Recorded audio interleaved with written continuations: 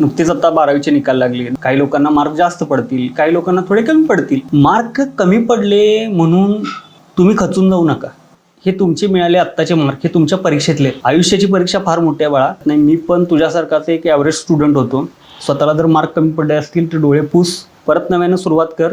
आणखीन खरंच जर तुला आतून जरा वाईट वाटलं असेल ना, तर बाळा स्किलवर फोकस कर. 1-2-3 वर्ष नाही, एक स्किल घे, त्यात मास्टर कर, अभ्यास करत राहा तू. माझा आत्तापर्यंत मी एक एक्सपिरियन्स शेअर करतो की मी पण एक ॲव्हरेज स्टुडंट होतो. खरं ते करत असताना मी माझ्या स्किलवर फोकस केला आणि आज सुदैवानं त्या स्किलच्या जोरावरच मला एक चांगली अशी नोकरी आहे की ज्याच्यामुळे माझं पोटपाणी चालू आहे. खरं आजही लोक मला माझ्या स्किलसाठी ओळखतात. मला माझे मार्क्स कोण जास्त विचारत नाही. माझे सोड, सचिन तेंडुलकरला त्याचे कोण मार्क्स विचारत नाही. AR रहमानला कोण त्याचे मार्क्स विचारत नाही. अजय अतुलला तू बाबा कुठली डिग्री केलीस हे विचारत नाही. स्किल एवढे डेव्हलप कर ना की बाळा तुला उद्या कोणी डिग्री विचारताच कामा नये.